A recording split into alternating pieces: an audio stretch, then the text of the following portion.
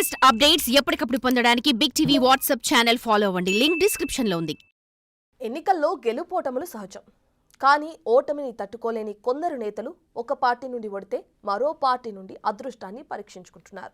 అదృష్టం కలిసి వస్తే ఓకే, లేదంటే రెంటికి చెడ్డ రేవడిలా మిగిలిపోతున్నారు.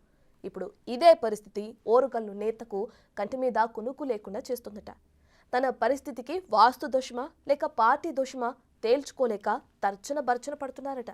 ఇంతకీ ఎవరా నేత? ఈసారి ఆయన ఎటువైపు చూస్తున్నారు?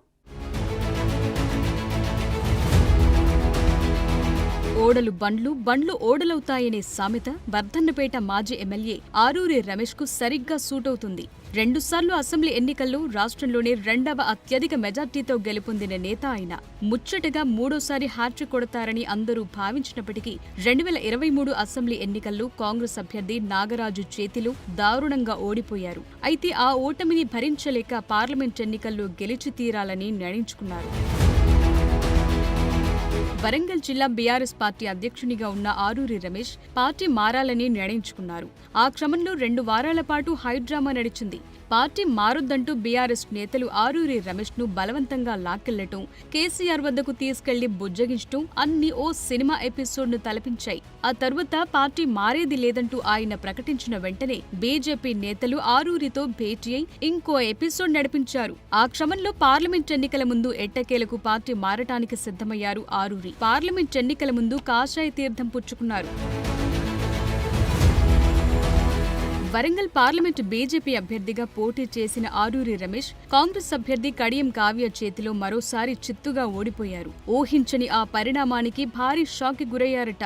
గులాబీ పార్టీలో ఉంటే పార్టీ పదవైనా మిగిలేదని, బీజేపీ నుండి ఓడిపోయి ఎటూ కాకుండా పోయానని సన్నిహితుల వద్ద ఆవేదన వ్యక్తం చేస్తున్నారట. అయితే కొద్ది నెలలుగా పొలిటికల్ గా సైలెంట్ అయిన మాజీ ఎమ్మెల్యే ఆరూరి రమేష్ మళ్లీ యాక్టివ్ కావాలని చూస్తున్నారని తెలుస్తోంది. బీఆర్ఎస్ అధినేత కేసీఆర్ బుజ్జగింపులను సైతం కాదని పార్టీ మారటంతో తిరిగి సొంత గూటికి చేరే పరిస్థితి లేదని ఆయన సన్నిహితులతో చెప్తున్నారట.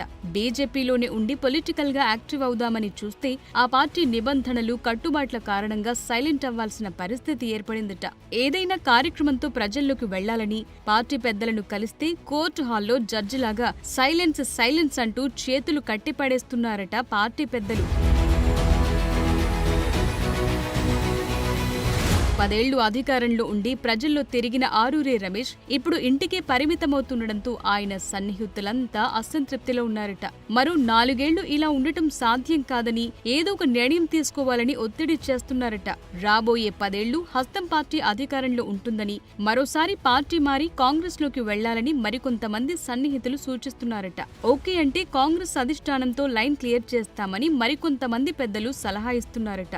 అయితే కాంట్రాక్టర్ గా ఉన్న ఆరూరి రమేష్ బీజేపీలోనే ఉండి కేంద్రం నుండి 4 కాంట్రాక్టులు సంపాదించుకుంటే చాలని భావిస్తున్నారని ఆయన వర్గం గుసగుసలాడుకుంటోంది. అయితే ప్రజాక్షేత్రం వదిలి సంపాదన చూసుకుంటే రాజకీయ భవిష్యత్ అంధకారం అవుతుందన్న అభిప్రాయం కూడా వినిపిస్తోంది.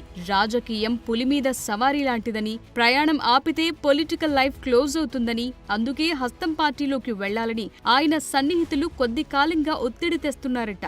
దాంతో ఆయన ఏదో ఒక నిర్ణయం త్వరలో తీసుకుంటారని క్యాడర్ కు సంకేతాలిస్తున్నారట. మరి ఆయన డెసిషన్ ఎలా ఉంటుందో చూడాలి.